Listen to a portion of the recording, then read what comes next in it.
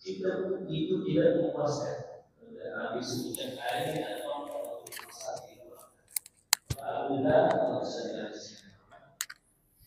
setelah mana dia mendengar, dia tak puas hati. Yang sebut tadi, dia nak apa? Berjumpa sendiri dengan Nabi, tengok sendiri, cakap sendiri dengan Nabi. Ya. Kau tak puas hati dengan sekadar diceritakan. Ya, selagi mana tak berjumpa Nabi, selagi mana Allahumma salli alaihi wasallam tak cakap dengan Nabi. Ya. Maka selagi itu dia tak puas hati. Ya. Maka akhirnya disebutkan dia ambil seuncang air, maknanya bekalan. Ya, dan tongkat untuk bermusafir ke Makkah. Ya. Maka bekalan dia tu air. Hingga aku tiba di sana, sebenarnya aku pun tidaklah kenal orangnya. Abu Zar kata, yalah, kerana sekadar cerita wataknya pun semua tak kenal. Ya, dia serupa macam hari ni, tuan-tuan. Macam hari ni kita kenal dengan ada gambar. Ya. Gambar tu melalui media sosial. Kenal. Walaupun orang tu duduk jauh ribu kilometer batu daripada kita, luar negara mana. Bila main gambar, kita nampak, jumpa di mana kita kenal. Kalau di zaman ni gambar tak ada, medium sosial pun tak ada. Bila berjumpa tak confirm lagi, tak kenal pasti lagi. Sehinggalah memperkenalkan diri barulah kenal dah. Dalam pada memperkenalkan diri kan, ada orang nipu, orang apa nama scam, nipu. Tu. Mana yang mengaku nabi tu selepas kewafatan Nabi lah, mengaku Nabi dan sebagainya. Baik, orang Melayu pada mengaku Nabi juga. Nabi Melayu. Apa sebab dia mengaku Nabi Melayu? Maka ni dia sendiri sebut. Allahumma salli alaihi wasallam. Dia kata bila baca Yasin, Yasin wal Quranil Hakim, innaka laminal mursalin. Ayat ketiga tu kata.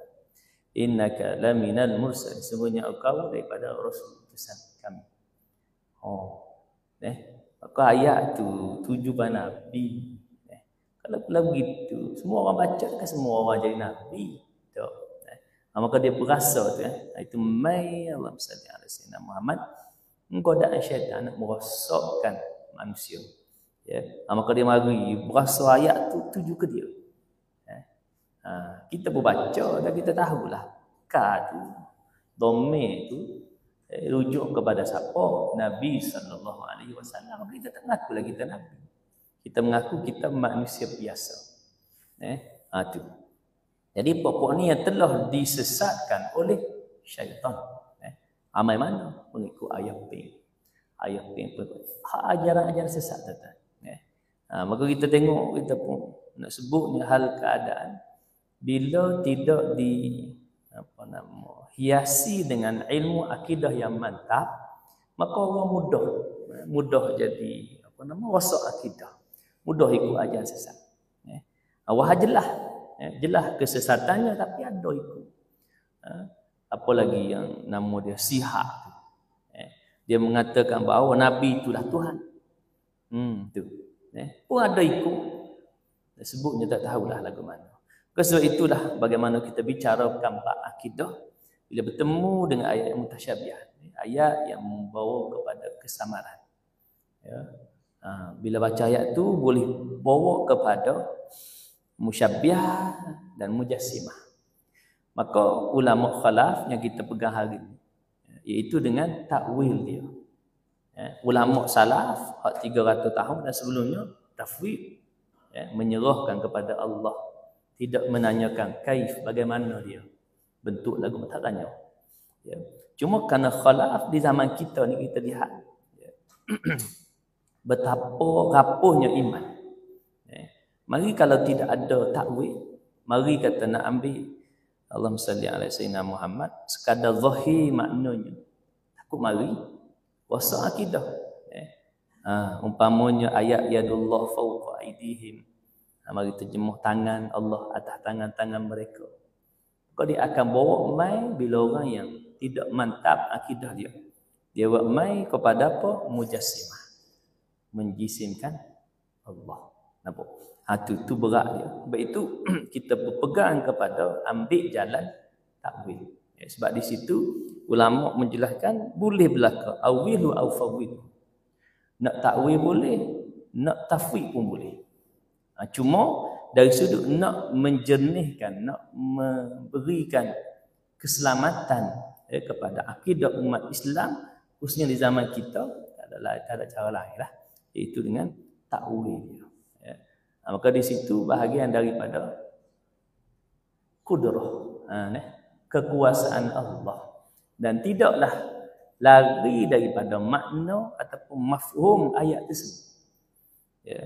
Kerana dalam umpamanya hadis yang menjelaskan kalimah yadun juga berkait dengan marra minkum munkaran falyughayyirhu biyadi. Di situ pun dia ambil kepahaman biyadi, bukan sekadar tangan.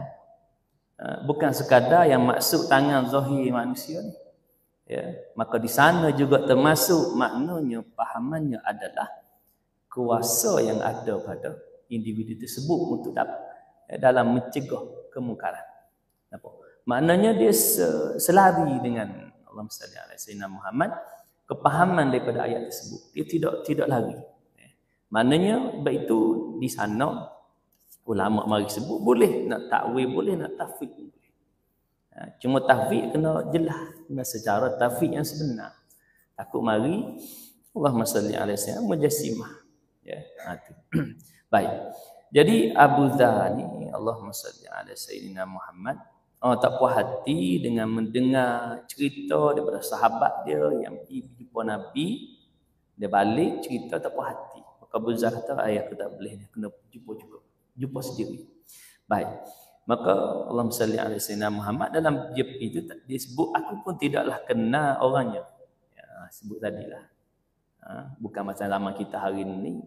Itu ada satu kisah Imam Ahmad. Dia berjalan daripada satu tempat ke satu tempat. Allahumma salli ala sayyidina, saya lupalah. Maka dia seolah diarahkan untuk berjalan tempat. Rupanya kita rikahkan. Rupanya ada hamba Allah yang Allah memuliakan dia dengan amalan dia. Kenapa? Kerana dia sangat berkehendak agar bertemu dengan ulama besar pada masa itu, Imam Ahmad. Maka Allah mendatangkan dia berjumpa. Maka disebutlah daripada kisah itu amalan hamba Allah ni apa dia? Iaitu dengan istighfar. Hamba Allah ni pembakwati. Astagfirullah. Dia duduk istighfar. Maka Imam Ahmad dia berjumpa dah.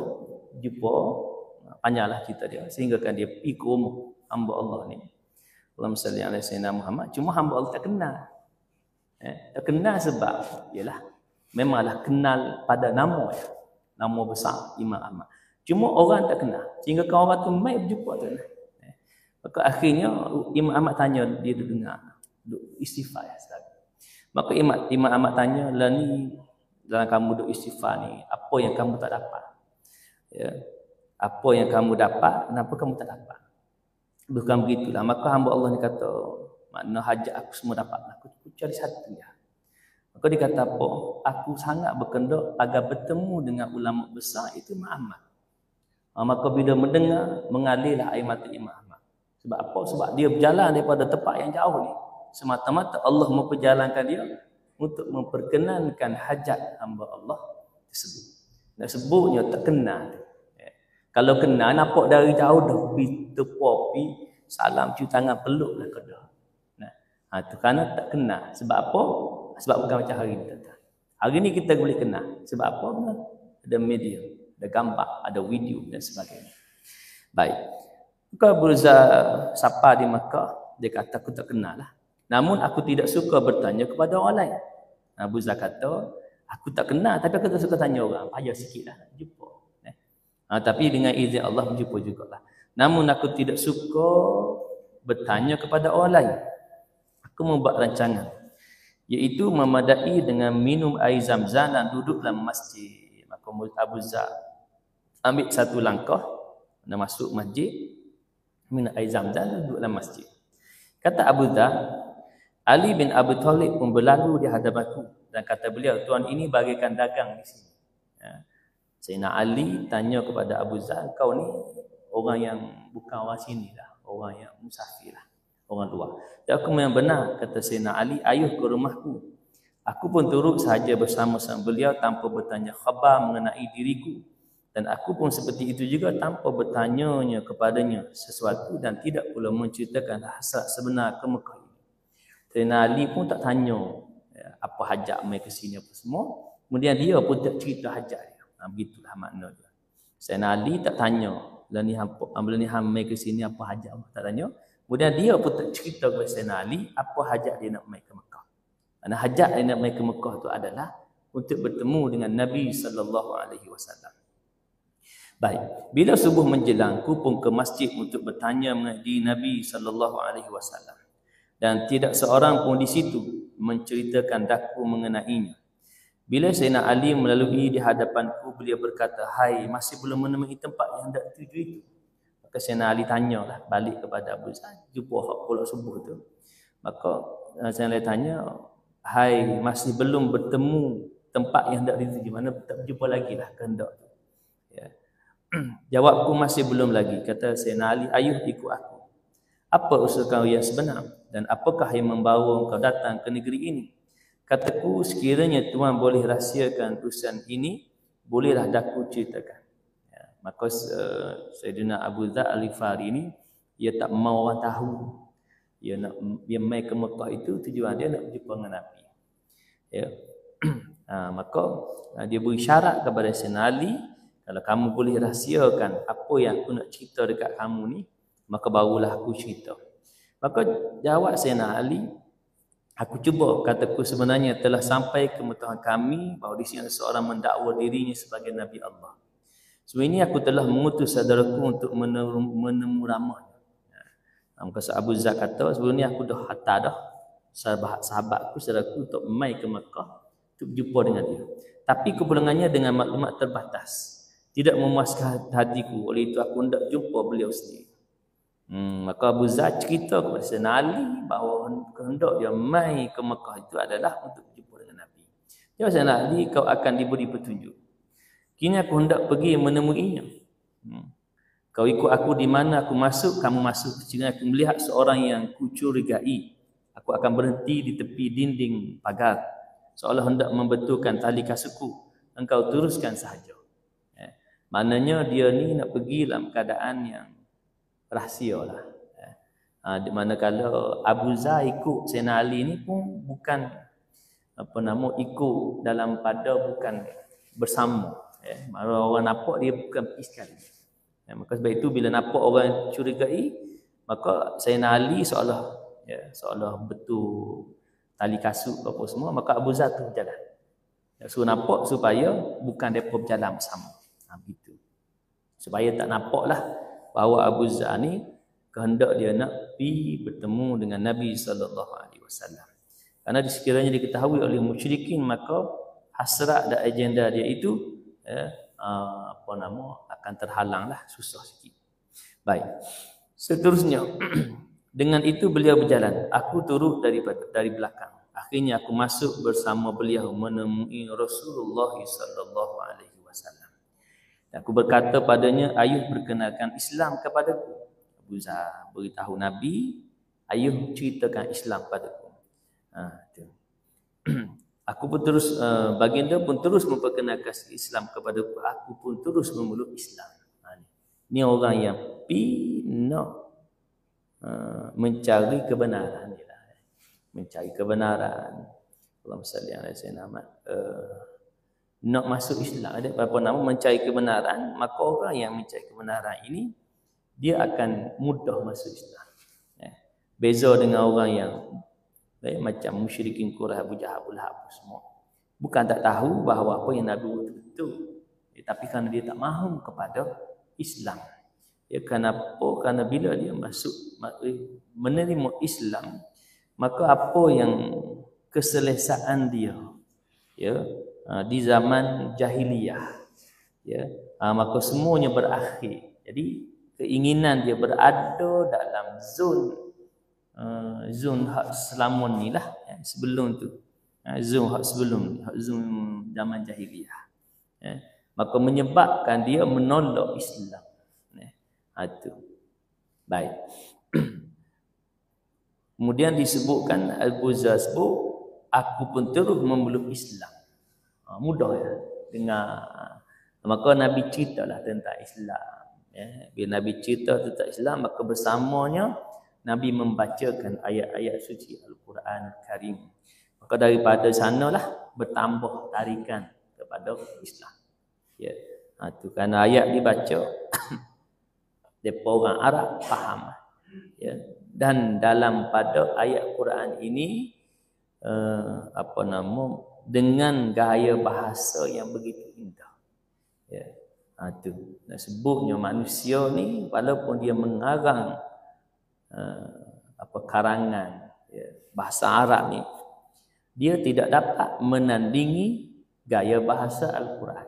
Hebat macam mana pun dia, pakar bahasa Arab macam mana sekali, pakar yang buat syair Arab sekali, ya, bila mari ayat Quran, biar tak ada. Itu makanya Al-Quran ini bila didengar, maka tarikan, ya, baik itu ramai yang masuk Islam melalui Allahumma salli alaihi sayyidina Muhammad, kemukjizatan Al-Quran. Dengar Quran, mai tarikan. Ya, disebutkan siapa dia antara Sayyidina Umar Al-Khattab. Ya, maka panjanglah dia punya, sebelum dia masuk Islam tu mula-mula dia dengar ayat, beberapa ayat, kemudian akhirnya dengar adik dia baca surah Toha. Ya, maka selepas daripada itulah, ya, dibuka hati dia akhirnya menerima Islam. Ya, sebelumnya sangat benci, ya, kepada Islam, kepada Nabi SAW, sangat berseteru musuh, sehingga kan disebutkan bahawa Sayyidina Umar kendak nak bunuh Nabi, naik kuda dah nak pergi ke rumah Nabi nak bunuh Nabi. Itu. Tapi akhirnya disekat kerana adiknya, diceritakan adik dia telah masuk Islam, maka dia tak jadi pergi cari Nabi, maka dia patah balik pergi cari adik dia. Itu. Baik. Maka nak sebutnya hal keadaan orang yang nak kepada Islam, nak mencari kebenaran, maka Allah Subhanahu Wa Taala mempermudahkan urusan tersebut. Yang masalah orang tak mahu. Yang tak mahu kepada Islam tu lagu mana pun. Sebab Allah sebut dalam ayat ke-6 surah Al-Baqarah, innal ladzina kafaru sawa'un 'alaihim a anzartahum am lam tunzirhum la yu'minun. Semua orang kafir sawa'un 'alaihim, sama je. Ya, sama ada kamu beri peringatan kepadanya, am lam tunzir, atau tidak beri peringatan, la yu'minun, mereka tidak beriman. Ya, maknanya walaupun dia tahu ini kebenaran, kerana keinginan, dia tak ada keinginan nak masuk Islam, tak ada keinginan nak terima Islam, maka ditolak Islam. Itu. Ya, itu ayat itu menjelaskan. Maka ayat cerita tentang orang kafir ni tak panjang, 2 ayat. Ya, sebab jelas. Orang kafir ni dia mengaku dia diri dia. Ada dia Kristian ke, dia Hindu ke, Buddha ke, apa semua. Agama jelas dah. Tak payah. Kita kenal dah. Dan dia pun mengaku dia bukan Islam. Yang payahnya dalam kalangan orang munafik. Yang Allah sebut beberapa ayat selepasnya. Wa minan nasi may yaqulu amanna billahi wa bil yaumil akhir wa ma hum bimumin. Dan ada di antara manusia yang berkata amanna billahi wal yaumil akhir, kami beriman dengan Allah dan hari akhirat. Maka di hujungnya Allah menafikan keimanannya. Wa ma hum bimumin. Tidaklah mereka itu beriman sebab apa? Sebab pura-pura. Maka disebutkan siapa dia? Iaitu Abdullah bin Ubay bin Salul. Yahudi Madinah. Munafikin Yahudi di Madinah, kepala munafik. Dia bukan nak masuk Islam sebenar pun. Masuk Islam supaya dilihat dia Islam, kemudian nak cari jalan, nak menghancurkan Islam daripada dalam. Itu asrat matlamat daripada munafik di zaman Nabi SAW. Itu nak sebutnya Yahudi. Yang Allah sebut dalam ayat yang lain. Allahumma salli ala sayyidina walan tarda ankal yahud walan nasara hatta tattabi'a millatahum. Sekali-kali tidak redha golongan Yahudi dan Nasrani kepada kamu kaum muslimin hatta tattabi'a millatahum, sehingga kamu ikut jejak langkah mereka, ikut tunjuk depa, ikut jalan yang depa buat, acuan yang depa buat, ikut baru okey. Kalau tak ikut, apalagi menentang, akan Allahumma salli alaihi wasallam ditindas dengan pelbagai jalan penindasan. Ada dengan kekasaran, dengan kezaliman seperti mana saudara kita di Gaza, Palestin, ataupun dengan tekanan-tekanan politik, ekonomi dan sebagainya. Kerana mereka adalah dalam pada kuasa besar dunia. Baik. Jadi nak sebutnya betapa bencinya Yahudi terhadap Islam. Kenapa mereka pura-pura masuk Islam? Sebab mereka golongan yang sedikit, golongan yang lemah di Madinah pada ketika itu. Jadi mereka terpaksa untuk masuk Islam sebagai nak memperlihatkan kepada kaum muslimin bahawa mereka dalam kalangan Islam. Maka mula dikenali mereka ni bukan Islam, bukan dalam kalangan yang munafik, iaitu ketika mana seruan untuk keluar perang Uhud. Maka puak-puak ni memberi alasan, pelbagai alasan supaya tidak ikut, tidak bersama dalam perang Uhud. Tu. Maka dikenalilah mereka ni golongan yang munafik. Sebab apa? Sebab takut mati. Maka Allah sebut dalam Quran, lagu mana kamu nak lari daripada kematian, kamu pasti akan mati. Kalau tak mati dalam perang, mati dalam aksiden. Kalau tak mati aksiden, mati sakit. Sakit serangan jantung semua. Tu. Nak sebut sakit ni mudah bagi Allah. Allah berkendak nak mati masa tu, lari dah, duduk dalam mana? Duduk dalam kereta, apa nama tu? Terang mari tu. Allah saya nama. Bis ke nama dia. Kereta tu tuan-tuan, peluru tak tembus bom. Bila bom boleh tidak memudaratkan, membahayakan orang dalam. Nak sebutnya takutlah. Takut kena tembok, takut kena bom. Tu. Macam-macam lah keistimewaan atau kelebihan yang ada pada kereta tu. Dan kereta tu bukan ada banyak pun. Dibuat khusus untuk tu. Nak sebut takut. Tapi kalau Allah kata mati, mati walaupun dalam kereta tu. Mari serangan jantung, mati. Kau mesti kena mati tu dengan tembok, kena bom. Mari Allah beri serangan penyakit, serangan jantung lah. Dia panggil pembunuh senyap dah, serangan jantung. Serangan jantung mari. Mati. Duduk dalam kereta paling selamat sekalipun. Duduk dalam tempat yang paling selamat sekalipun. Bilik yang paling selamat dipenuhi dengan keselamatan yang tahap tertinggi.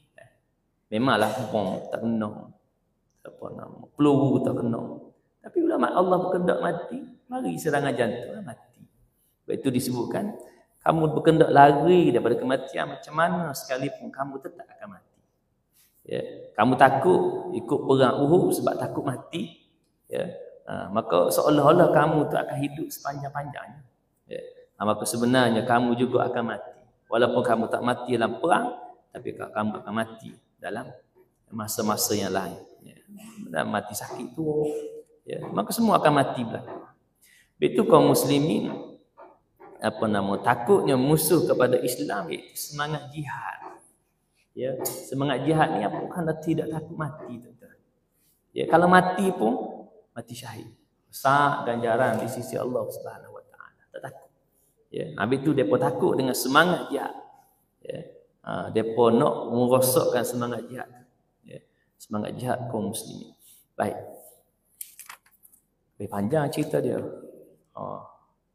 Sikit lagi kita masuk insya-Allah. Baik. Kita baca babih kisah Sayyidina Abu Zal Al-Ghifari.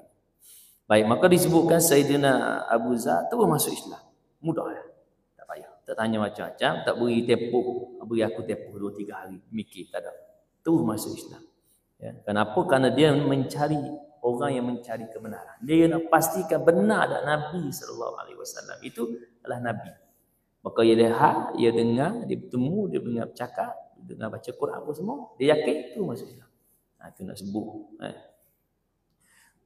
Tidak sempat berubah tempat. Tak sempat berubah tempat. Maknanya bila dengar aja, Nabi cerita tu masuk Islam, tu mengucap 2 kalimah syahadah, tu masuk Islam, tidak sempat berubah tempat disebutkan. Disitulah baginda berkata kepada wahai Abu Dzar. Ni mari ni cerita Abu Dzar lah, yang diriwayatkan oleh Imam Bukhari. Hendaklah engkau rahsiakan perkara ini. Sekarang engkau boleh pulang, dan bila mana sampai pada engkau berita perkembangan dan kebangkitan kami, kamu boleh tampil bersama kami. Ku berkata demi Tuhan yang telah mengutuskan engkau dengan kebenaran, akan kuceritakan dan melawan di depan muka mereka. Sebutnya Abu Dzar ni, dia tak takut, dia berani. Cuma Nabi nak supaya dirahsiakan tu nak jaga keselamatan Sayyidina Abu Dzar. Cuma Sayyidina Abu Dzar tu dengan semangatnya, semangat baru masuk Islam, semangat, maka dia tak takut. Maka dia sebut, aku akan menceritakan kebenaran dan melaungkan di depan muka mereka, yakni musyrikin. Dengan itu aku pun segera ke masjid Abu Dzar. Orang Quraisy ramai berada di situ, aku pun melaung. Wahai orang-orang Quraisy, sekarang dengar daripadaku, sesungguhnya daku bersaksi bahawa tidak Tuhan melainkan Allah, dan daku bersaksi bahawa Muhammad itu hamba dan pesuruhnya. Mana dia melaungkan kalimah, 2 kalimah syahadah di hadapan musyrikin Quraisy yang beribu. Lalu mereka semua melaung, ayo cepat, ada seorang lagi yang menukar agamanya. Mereka semua menerpa ke arahku dan melanyakku separuh nyawa. Musyrikin marah bila orang ni, dia kalau senyap-senyap tak apa ni, berani melaungkan pula 2 kalimah syahadah. Depa elegi lah, pokok yang tak mahu masuk Islam dengar, oh ada seorang ni masuk Islam, kemudian dia nak, kita sebut apa, dia beranilah, berani nak memperjuangkan Islam dia. Maka depa berserang, kita sebut pi belasah lah, bahasa gitu, pi belasah dia separuh nyawa. Hinggalah Al-Abbas datang membebaskan daku. Kemudian beliau berhadapan dengan mereka. Binasa kamu semua, kamu membelasah orang Ghaffar, yakni Bani Ghaffar di Yathrib. Perjalanan dan perniagaan kamu melalui perkampungan kabilah Ghaffar, iaitu mereka pun melepaskan Abu Dzar. Namun bila menjelang subuh di keesokan hari, aku fikir mahu lakukan seperti kemarin sekali lagi. Orang nak kata berani Abu Dzar ni. Maka kena belasah dah, kita kata teruk dah jugalah. Ada lebam ke, luka ke apa semualah. Maka Abu Dzar kata subuh esoknya dia fikir, dia merencana, dia fikir, dia kata nak lawan lagi seperti mana hak kemarin. Mana kata semangat ni. Mana kata walaupun kena belasah, aku pun terus meneriak dengan langan 2 kalimah syahadah. Sekali aku telah menerkam ke arahku, kata mereka, ayuh lanyak si fulan ini yang telah keluar daripada agama itu. Mereka mengerjakan diriku seperti kemarin. Sekali lagi Allah mendapatiku mendakat daku dan berseru seperti beliau serukan kemarin. 2 kali lah. Abu Dzar ni 2 kali kena belasah oleh musyrikin Quraisy kerana berani, Allahumma salli alaihi wasallam, melaungkan kalimah, 2 kalimah syahadah. Tu. Kalimah syahadah ni, Allahumma salli ala sayyidina Muhammad, bagi yang bukan Islam, maka dia syarat kepada nak masuk Islam. Iaitu rukun Islam tentang 5 rukun Islam. Yang pertama mengucap 2 kalimah syahadah. Jadi kalau orang tu bukan Islam, Hindu ke Buddha, Kristian mana, bagi jumpa kita nak masuk Islam, kita kata boleh, kamu kena mengucap 2 kalimah syahadah. Kalau kata aku tak siap mengucap, mu tak boleh masuk Islam lagi mu tak siap mengucap. Sebab apa tak siap mengucap? Bagi alasan macam-macam. Maka kita kata nak masuk Islam mesti kena mengucap. Kalau mengucap, maka kita terima dia sebagai Islam. Tak kira lah main dalam hati dia tu masuk Islam atau keinginan apa niat dia. Tak boleh kita kata mu nak masuk Islam sebab nak menikah. Tak betul Islam tak. Cuma kita menerima dia, disebut dalam akidah ni adalah bab akidah. Kita menerima menurut mana yang kita zahir pada kita.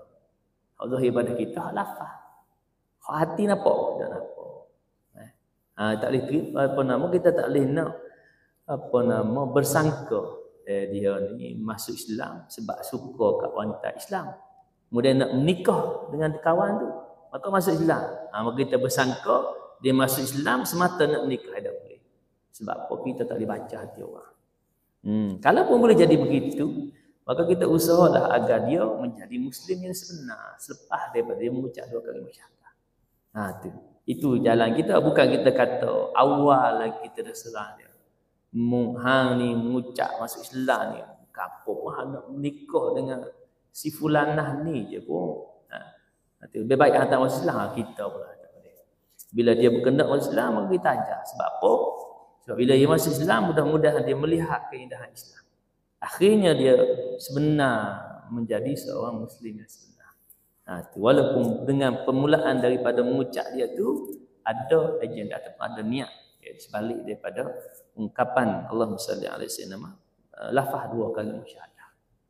Manakala bagi orang Islam yang lahir bagi orang Islam, mak ayah dia Islam, lahir dia Islam, maka tidak ada syarat kepada dia untuk mengulangi 2 kalimah syahadah. Maksudnya bila dia balik, aku nak mengucap baru. Tak perlu. Dia hanya disyaratkan kepada orang yang baru nak masuk Islam. Itu disebut dalam bab akidah dalam kitab Aqidatun Najih fi Muslimin. Itu. Mana kita orang Islam yang lahir orang Islam, kita sebenarnya telah, walaupun kita tak lafaz 2 kalimah syahadah, kita diperdengarkan lafaznya ketika mana diadzan dan diiqamahkan pada telinga kita masa kita bayi. Walaupun kita tak sedar. Tapi kerana itu bahagian daripada meletakkan diri kita sebagai seorang Muslim. Maka itu rukun Islam. Tu jangan pula kata rukun Islam ni balik mu kena mengucap baru. Nak mengucap tak apa, mengucap pilah, tak ada masalah. Cuma kita jangan sebut ia bahagian daripada syarat. Prasyarat nak sempurna balik, mu kena mengucap semula, mengucap baru dah. Bukan bahagian daripada syarat. Syarat dia pada orang yang bukan Islam nak masuk Islam. Maka itu dia kena mengucap. Maka kita ajar kalau dia disebutkan dalam kitab tersebut, kalau dia kata tak boleh lafaz Arab, asyhadu, nak sebut asyhadu tak sebut dah. Dia kata nak ambil lafaz bahasa ibunda dia, maka diterima. Dan pada lafaz bahasa ibunda dia, bahasa Tamil, bahasa Mandarin, bahasa Perancis, ke mana ke, yang membawa makna mengucap tu.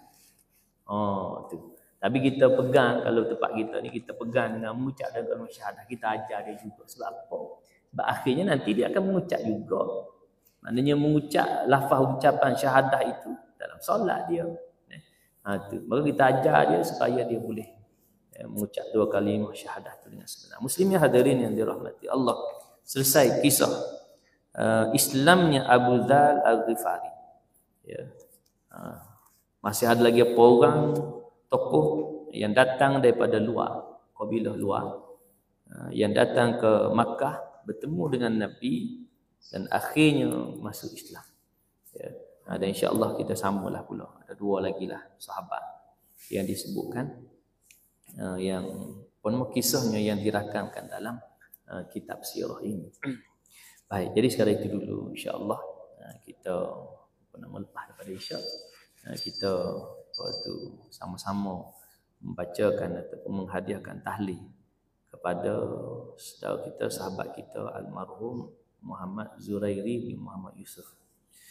Jadi sekarang itu mudah-mudahan diberikan kepahaman kepada kita akan daripada kisah yang kita baca ini, betapa beraninya para sahabat dalam mengangkat Islam. Walaupun di kita sebut tadi dipukul, kalau Kelantan kata dikatok, bukan katok menatang katok. Sebab dia ada kisah. Napa ular pukul, orang Kelantan bagi katok, mu katok apa tu ular, bukan katok lah dah ular, pukul lah. Itu Allah taala alam. Hada billahi taufiq. A'udzubillahi minasyaitanir rajim. Bismillahirrahmanirrahim. Alhamdulillahi rabbil alamin. Wassalatu wassalamu ala asyrafil anbiya'i wal mursalin wa ala alihi wa sahbihi ajma'in. Allahumma faqihna fid din wa 'allimna at-ta'wil wahdina siratal mustaqim. Allahumma ja'al jam'ana hadha jam'an marhuma وتفرقنا من بعد تفرقا معصوما ولا تجعل اللهم فينا ولا معنا ولا من يتبعنا شقيا ولا مطرودا ولا محروما. ربنا عليك توكلنا وإليك أنبنا وإليك المصير. ربنا آتنا في الدنيا حسنة وفي الآخرة حسنة وقنا عذاب النار. وصلى الله على سيدنا محمد وعلى آله وصحبه وبارك وسلم. الحمد لله رب العالمين. سبحانك اللهم بحمدك أشهد أن لا إله إلا أنت أستغفرك وأتوب إليك. بسم الله الرحمن الرحيم. والعصر إن الإنسان لفي خسر إلا الذين آمنوا وعملوا الصالحات وتواصوا بالحق وتواصوا بالصبر. وبالله التوفيق والهداية. والسلام عليكم ورحمة الله وبركاته.